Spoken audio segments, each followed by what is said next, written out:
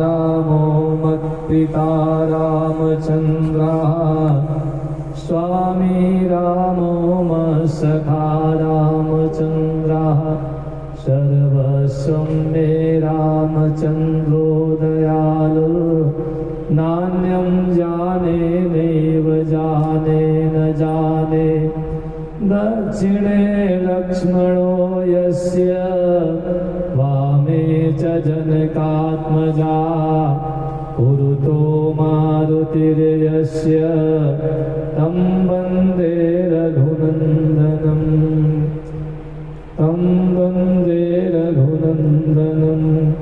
कर्पूरगौरं करुणावतारं संसारसारं भुजगेन्द्रहारं सदा वसन्तं हृदयारविन्दे भवं भवानी सहितं नमामि मनोजवं मारुततुल्यवेगं जितेन्द्रियं बुद्धिमतां वरिष्ठं वातात्मजं वानरयोतमोख्यं श्रीरामदूतं शरणं प्रपद्ये श्रीरामदूतं शरणं प्रपद्ये। भगवान के नाम का संकीर्तन करें, उसके बाद भगवान की कथा। गोविंद हरे गोपाल हरे गोविंद हरे गोपाल हरे गोविंद हरे गोपाल हरे गोविंद हरे गोपाल हरे गोविंद हरे गोपाल हरे गोविंद हरे गोपाल हरे जय जय प्रभु दीन दयाल हरे जय जय प्रभु दीन दयाल हरे जय जय प्रभु दीन दयाल हरे जय जय प्रभु दीन दयाल हरे गोविंद हरे गोपाल हरे गोविंद हरे गोपाल हरे गोविंद हरे गोपाल हरे गोविंद हरे गोपाल हरे बोले वृंदावन बिहारी लाल की, ओंकारेश्वर भगवान की, ममलेश्वर भगवान की, नर्मदा मैया की, श्री शिव महापुराण की, व्यास भगवान की, सुखदेव भगवान की। जय जय श्री सीताराम। हर हर हर महादेव। कल हम लोगों ने पार्वती के द्वारा भगवान भोलेनाथ की प्राप्ति के लिए तपस्या का वर्णन सुना। भगवान ब्राह्मण का वेश बना करके भोलेनाथ प्रसन्न होकर के पार्वती जी के पास आते हैं और उनकी परीक्षा लेते हैं। परीक्षाओं में वो सफल होती है और जब भगवान भोलेनाथ की निंदा करने लगते हैं ब्राह्मण देवता, फिर पार्वती जी को जो है सहन नहीं होता। वो कहती हैं कि हरिहर निंदा सुनई जो काना, होय पाप गोघात समाना। भगवान शिव के उपासकों को चाहिए कि भगवान की निंदा ना सुने, और कोई निंदा करने वाला है तो उसका सर्वदा त्याग कर दे। तो पार्वती जी वहां से चलने के लिए तैयार हो गई, इस स्थल पर अब नहीं रहेंगे। तो जैसे उन्होंने चलने के लिए अपने चरण आगे बढ़ाए, भगवान साक्षात प्रकट होकर के उनका हाथ पकड़ लिए। जिस प्रकार से ध्यान करके उनके मंत्र का जप करती थी, वही स्वरूप में भगवान ने दर्शन दे दिया। पार्वती जी लज्जित हो गई और भोलेनाथ ने कहा तुम मुझे छोड़ करके कहाँ जाओगे। अब मैं तुम्हारा कभी त्याग नहीं करूँगा। मैं प्रसन्न हूँ, वरदान मांगो। मेरे लिए कुछ भी अदेय नहीं है, जो चाहो मिल सकता है, क्योंकि आज मैं तपस्या के द्वारा खरीदा हुआ तुम्हारा दास हूँ। इस प्रकार से भगवान ने कहा। तो पार्वती जी ने कहा, उनका सारा कष्ट दूर हो गया। और पार्वती जी ने कहा कि महाराज, आप मेरे स्वामी हैं। पूर्व काल में आपने जिसके लिए दक्ष के यज्ञ का विनाश किया था, उसे क्यों आपने भुला दिया था? वही आप हैं और वही मैं हूँ। इस समय मैं तारकासुर से दुख पाने वाले देवताओं के कार्य की सिद्धि के लिए रानी मैना के गर्भ से मैं उत्पन्न हुई हूँ। अगर आप प्रसन्न हैं, मेरे ऊपर कृपा करना चाहते हैं, तो मेरे स्वामी बने, मेरे पति बने, मेरे साथ विवाह संस्कार करें। मेरी बात मान लें। मैं आपकी आज्ञा लेकर के अपने पिता के घर जाती हूँ और वहाँ विवाह संस्कार के आयोजन में आप पधारें। और आप तो बहुत लीला करने में कुशल हैं, नाना प्रकार के रूप बना लेते हैं। तो ऐसा करें कि मेरे घर मेरे पिताजी के पास याचक बन करके पहुंचे और मुझे दान में मांग लें, जिससे मेरे पिता का यश बढ़ेगा और आपका काम बन जाएगा। और आपने तो जब मैं दक्ष प्रजापति की कन्या थी और मेरे पिता ने आपके हाथ में मेरा हाथ दिया, तो उस समय आपने ठीक से विवाह संस्कार का कार्य भी पूरा नहीं किया था। मेरे पिता दक्ष बड़े अभिमानी थे, उन्होंने ग्रहों का अर्चन भी नहीं किया था, इसलिए ग्रह पूजन न होने से विवाह में बड़ी भारी त्रुटि रह गई। और अब की बार आप देवताओं का कार्य सिद्ध करने के लिए शास्त्रोक्त विधि से विवाह का कार्य का संपादन करें। जैसे विवाह की रीत है, वैसे आपको पालन करना चाहिए। ये मेरे पिता हिमवान को, हिमाचल जी को अच्छी तरह से ज्ञात हो जाना चाहिए कि मेरी पुत्री ने शुभ कारक तपस्या की है। पार्वती जी ने जब ऐसा कहा, भोलेनाथ प्रसन्न हो गए और हंसते हुए बोले, देवी अब मेरी ये उत्तम बात सुनो, जो मेरी बात उचित है, मंगल करने वाली है और निर्दोष है। जैसे मैं कहूँगा वैसे तुम करना। ब्रह्मादि जितने भी प्राणी हैं इस ब्रह्मांड में सब अनित्य हैं। जो कुछ दिखाई देता है नेत्रों से, सबको नश्वर समझो। और मैं निर्गुण परमात्मा ही गुणों से युक्त होकर के एक से अनेक हो गया हूँ। जो अपने प्रकाश से प्रकाशित होता है, वही परमात्मा दूसरे के प्रकाश से प्रकाशित होने वाला बन गया। देवी मैं स्वतंत्र हूँ, लेकिन आज आपने मुझे परतंत्र बना दिया। समस्त कर्मों को करने वाली प्रकृति और महामाया तुम ही हो।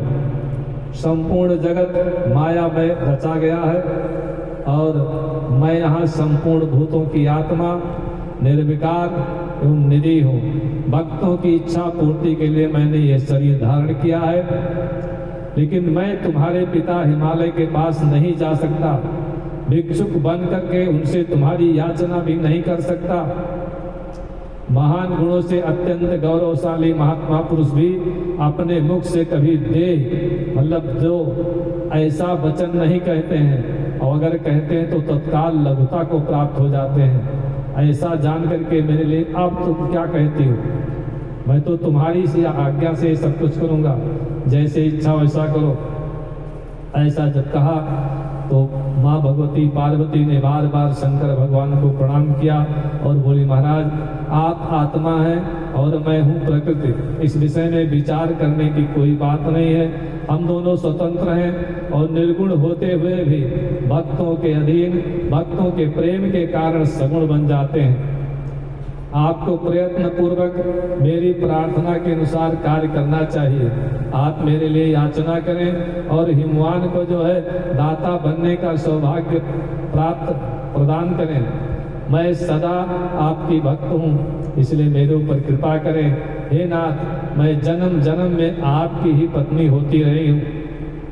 आप जैसी लीलाएं करते हैं उस लीला में सहयोग करने के लिए मुझे आना पड़ता है, इसलिए आप दया करें। और बार बार प्रणाम किया। ये सब कह करके चुप हो गई। तो भगवान भोलेनाथ ने संसार में लीला दिखाने के लिए वैसा करना स्वीकार कर लिया। जैसी पार्वती जी चाहती थी उस बात को मान करके आज भोलेनाथ हंसने लगे। हंसते हंसते वहां से कैलाश पर्वत को प्रस्थान कर गए। कैलाश पर जा करके परमानंद में निमग्न हो गए। उन्होंने अपने नंदी इत्यादि गणों से सारी बात तो सुनाई। भैरव इत्यादि भगवान के जितने गण हैं समाचार सुन करके बहुत प्रसन्न हो गए और उत्सव मनाने लगे। वहां मंगल होने लगा, सबके दुष्ट दुख जो है नष्ट हो गए। इस प्रकार भोलेनाथ जब कैलाश पर्वत को चले गए, पार्वती जी भी अपने रूप को सफल करके महादेव जी का नाम लेते हुए पिताजी के घर वापस चली गई। हिमाचल और मैना ने सुना जबकि बिटिया आई है, आ रही है, तो रथ पर सवार होकर के जल्दी जल्दी अगवानी के लिए चलते हैं। पुरोहित, पंडित जी, पुरवासी, अनेकानेक सखियां, अन्य सब संबंधी भी वहां पहुंचे। पार्वती के सारे भाई हर्ष के साथ जय जयकार करते हुए घर के घर ले जाने के लिए रास्ते में पहुंच गए। धीरे धीरे पार्वती जी अपने नगर के निकट पहुंच जाती हैं। नगर में प्रवेश करते समय जब देवी शिवा ने देखा कि मेरे माता पिता खड़े हैं, अत्यंत प्रसन्न होकर के दौड़ करके जा करके उनके गले लग के उनको प्रणाम किया। माता पिता ने अपने छाती से लगा करके आशीर्वाद दिया। आशीर्वाद देते देते आंखों से आंसू गिरने लगे। तत्पश्चात अपने घर की जितनी छोटी बड़ी स्त्रियां थी और जो उनकी भाभियां थी, उन लोगों ने बड़ी प्रसन्नता से उनके साथ भेंट किया, आशीर्वाचन दिए, शुभकामनाएं दी और बोली कि देवी तुमने अपने कुल का उद्धार करने वाले उत्तम कार्य को अच्छी तरह से सिद्ध किया है। तुम्हारे सदाचरण से हम सब लोग पवित्र हो गए। ऐसा कह करके सब लोग बड़ी प्रसन्नता के साथ पार्वती जी की प्रशंसा करते हुए उन्हें प्रणाम करने लगे। लोगों ने चंदन, अक्षत, पुष्प, धूप, दीप, नैवेद्य, फूल मालाओं से भगवती का प्रसन्नता पूर्वक पूजन किया। आकाश मंडल में अपने अपने विमानों पर बैठे हुए देवताओं ने पार्वती को नमस्कार करके उनके ऊपर फूलों की वर्षा की, उनकी स्तुति करी। नारद जी भी एक सुंदर रथ पर बैठ करके आज हिमवान के यहाँ पधारे, हिमाचल जी के यहाँ, और सब स्त्रियों ने बड़े आदर के साथ पार्वती जी का घर में प्रवेश कराया। बहुत सारी माँ ने उनके ऊपर वस्तुएं न्यौछावर करके दान दिया, ब्राह्मणों को धन दिया, ब्राह्मणों ने आशीर्वाद दिया। आज दोनों माता पिता बड़े प्रसन्न हैं, अपने गृहस्थ आश्रम को धन्य मान लिया। सोचते हैं कि एक कुपुत्र से अच्छा है एक सुपुत्री हो जाए। भगवान की बड़ी कृपा रही। ब्राह्मणों से कहते हैं हमारे घर में बिटिया तपस्या करके लौटी है, आप सब लोग स्वस्तिवाचन करो। सब आंगन में बैठ गए, पार्वती जी बैठ गई और ब्राह्मण लोग जो है स्वस्तिवाचन करने लगे। इधर यहाँ सब उत्सव चल रहा है। अब भोलेनाथ ने जो है एक अच्छे नट का वेश बनाया, नट का रूप धारण करके नाचने गाने वाले बन करके जय जयकार की दुहाई देते हुए पहुंच गए। उनके बाएं हाथ में एक बैल का सींग है और दाहिने हाथ में डमरू पकड़े हैं। डमरू ताड़ ताड़ ताड़ ताड़ बजा रहे हैं। लाल लाल वस्त्र पहने हैं भोलेनाथ, नट के वेश में गीत गा रहे हैं और नाच रहे हैं, अपनी निपुणता का परिचय दे रहे हैं। महारानी मैना के पास पहुंच गए और वहां एक सुंदर गीत सुना करके नाच किया, डमरू को बजाया और श्रृंग को भी बजाया। नटराज की लीला को देखने के लिए जैसे उनका डमरू बजा, उस नगर के सब बच्चे बूढ़े दौड़ करके वहां पहुंच गए। इधर पार्वती मैया ने अपने हृदय में भोलेनाथ का दर्शन किया। उन्होंने देखा कि वो त्रिशूल धारते हुए बड़े सुंदर लगते हैं, सारे अंग में विभूति लगी हुई है। तो उनको लगा कि भोलेनाथ हमारे कहीं आस पास में विराजमान है। अपने हृदय में विराजमान भोलेनाथ को पार्वती जी प्रणाम करती हैं और मन ही मन प्रार्थना करती हैं कि आप मेरे पति बने, मेरे स्वामी बने और मेरी मनोकामना पूर्ण करें। और फिर वहाँ जो है भगवान नट वेशधारी सुंदर सुंदर नृत्य कर रहे हैं और सबसे धन इत्यादि मांग करके इकट्ठा कर रहे हैं।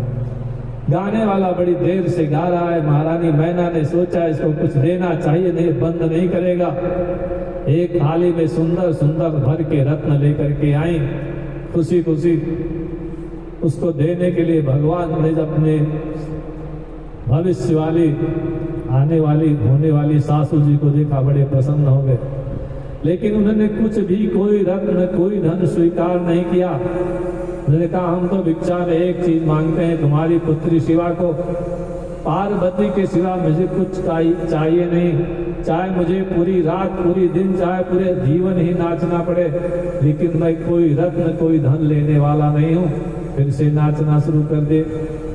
मैना महारानी को बड़ा क्रोध आया और डांटने लगी, तू गंदा व्यक्ति है, तो ऐसा कैसे हो सकता है, अपनी औकात दे करके मांग। मन में आया कि एक डंडा उठा और मार मार के बाहर निकाल दे। तब तक हिमाचल जी महाराज गंगा जी से नहाने गए थे, नहा करके लौट आए। देखा उस भिक्षुक को आंगन में खड़ा, मैना जी के मुख से सारी बातें सुन उनको बड़ा क्रोध आया। शिव को आज्ञा दी, इस नट को पकड़ करके घसीट के बाहर निकाल दो।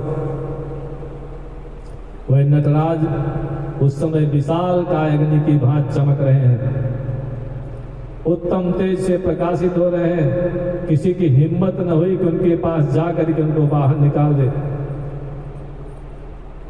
उसके बाद भोलेनाथ ने अपनी लीलाएं शुरू कर दी, प्रभाव दिखाना प्रारंभ कर दिया।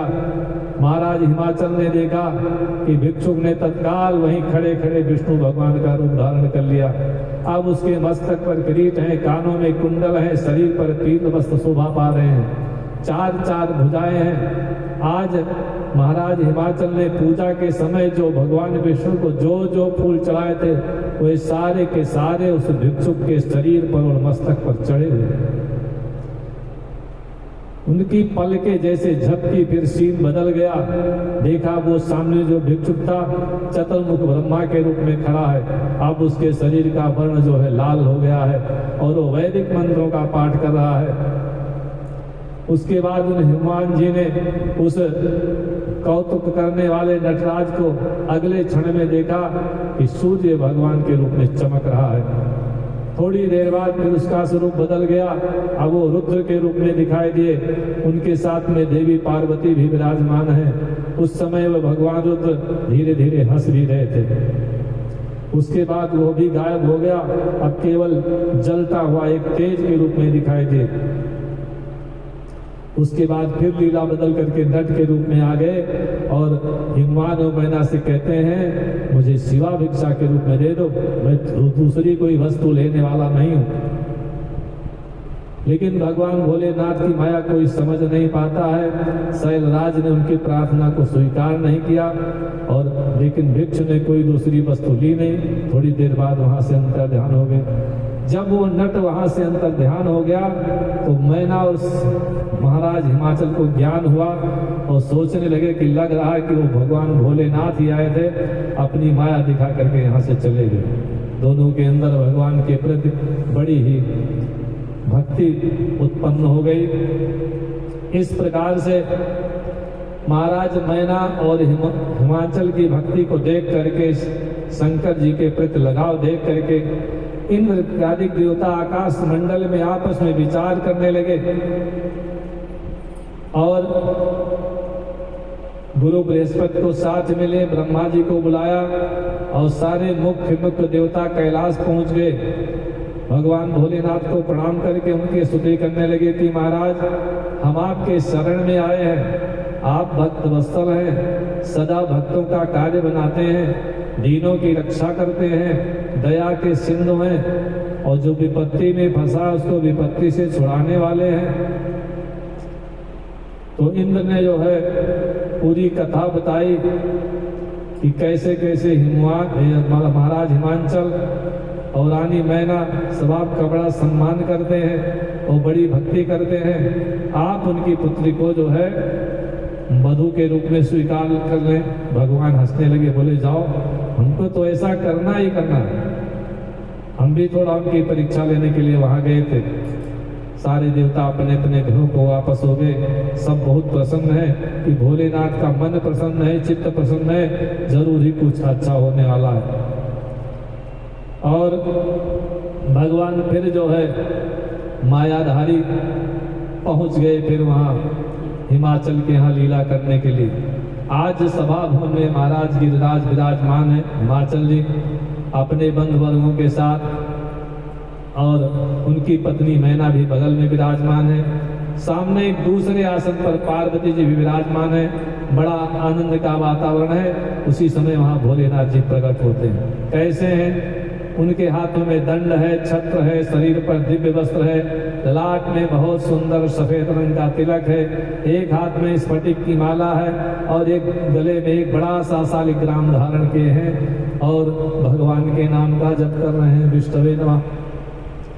देवी पार्वती ने जैसे देखा पहचान गई कि हमारे स्वामी आए हैं। उन्होंने मस्तक झुका करके उनको अंदर ही अंदर प्रणाम किया और स्तुति की। ब्राह्मणधारी भगवान से उन्हें प्रेम पूर्वक भीतर से आशीर्वाद दिया। दोनों का प्रणाम आशीर्वाद संपन्न हो गया और सब लोगों ने उनको विचित्र जो है महात्मा को प्रणाम किया। लेकिन सबसे ज्यादा आशीर्वाद उस सभा में पार्वती जी को ही भगवान ने दिया। हिमवान ने बड़े श्रद्धा के साथ महाराज हिमाचल ने उनको बैठाया, चरण धुले और धूप दीप नैवेद्य से उनका सम्मान किया, जलपान ग्रहण कराया। ब्राह्मण देवता ने बड़ी प्रसन्नता के साथ ग्रहण किया। उसके बाद अब महाराज हिमाचल ने पूछा, प्रभु कहाँ से पधारे, कहाँ से तपस्या करके आ रहे हो, आप कौन है, अपना परिचय दें।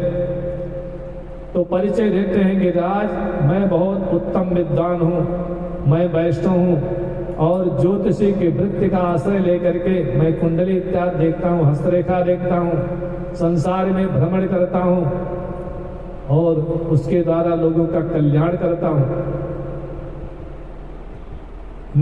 मुझे अपनी ज्योतिष विद्या के द्वारा ज्ञात हुआ कि तुम अपनी इस लक्ष्मी सरीखी सुंदर रूप वाली दिव्य पुत्री को एक आश्रय रहित कुरूप गुणहीन वर महादेव के साथ इसका विवाह करना चाहते हो।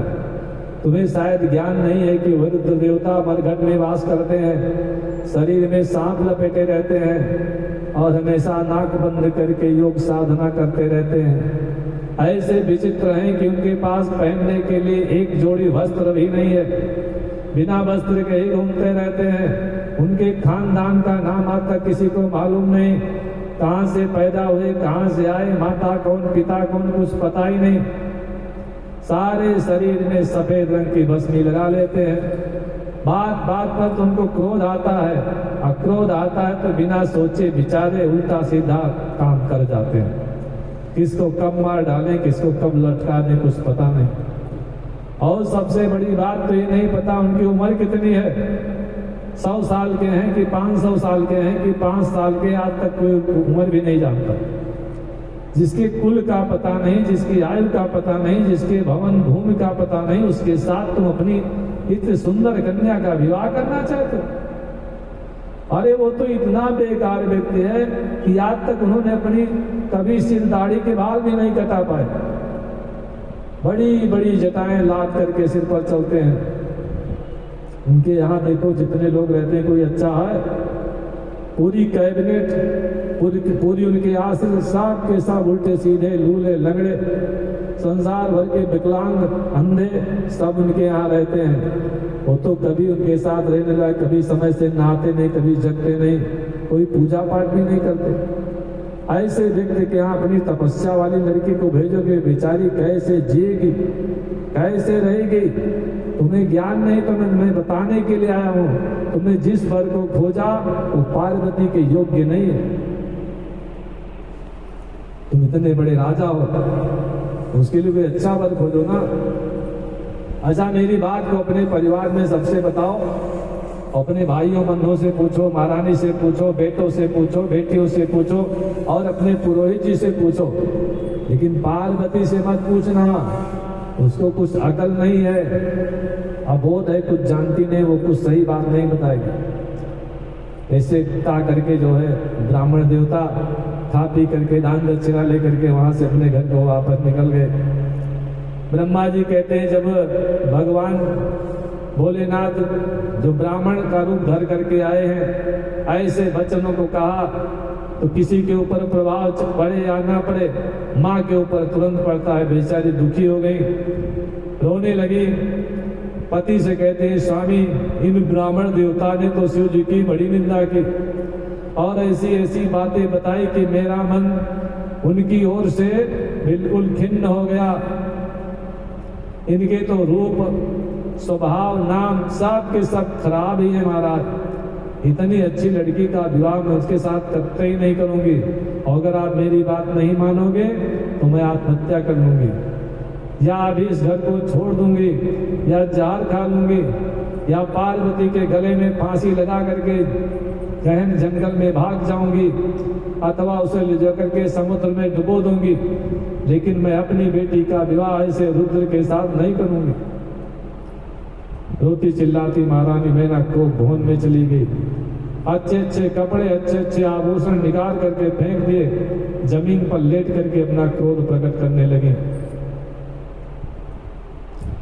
भगवान शिव को इस बात की खबर हुई, बोले तो गड़बड़ हो गया। सप्त ऋषियों को बुलाया कि आप लोग अपनी अपनी पत्नियों के सहित आओ और जा करके महारानी मैना को समझाओ।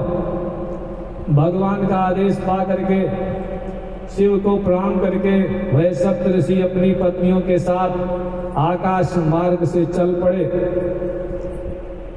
कहाँ चल पड़े? महाराज हिमाचल की नगरी की ओर चल पड़े। वहां देखा बहुत बड़ी नगरी है, और फिर वो लोग नीचे उतरे और सातों ऋषि तेजस्वी हैं, चेहरा चम चम चम चम तपस्या के द्वारा चमक रहा है, पैदल पैदल महाराज के महल की ओर जा रहे हैं। महाराज हिमाचल की निगाह पड़ी, बड़े आश्चर्यचकित हो गए। कहते हैं कि ये 7 सूर्य के समान तेजस्वी ऋषि मेरे पास आ रहे हैं, मुझे इनकी पूजा करनी चाहिए, हमको इनका सम्मान करना चाहिए, हम बड़े धन्य हैं कि हमारे घर पर ऐसे महात्मा आ जा रहे हैं। हिमवान बड़े आदर के साथ आगे बढ़े, मस्तक झुका करके सब ऋषियों को प्रणाम किया, उनका पूजन किया और कहा मेरा आज गृहस्थ आश्रम धन्य हो गया। घर में ले जाते हैं, एक सुंदर आसन रखा उनको बैठने के लिए, सबको बैठाया, फिर उन सबसे आज्ञा लेकर के खुद भी एक आसन पर बैठे और फिर हाथ जोड़ करके कहने लगे कि महाराज आज मैं धन्य हो गया, मैं कृतकृत्य हो गया, मेरा जीवन सफल हो गया। आप लोग जैसे दिव्य ऋषि हमारे घर में पधारे, मेरे किसी बड़े भाग्योदय का जो है संकेत है। आपकी कोई कामना है, कोई याचना है तो मुझसे अवश्य कहें, उसको मैं पूर्ण करूंगा तो मेरा जीवन सफल हो जाएगा। ऋषियों ने कहा महाराज भगवान शिव को संसार का पिता कहा गया और भगवती शिवा को संसार की माता कहा गया, इसलिए तुम्हें अपनी कन्या का विवाह शंकर के साथ ही करना चाहिए। हिमवान जी ऐसा ना करके तुम गलत करोगे और ऐसा करके तुम अपने जीवन को सफल बना लोगे, इसलिए तुम्हें ऐसा ही करना चाहिए।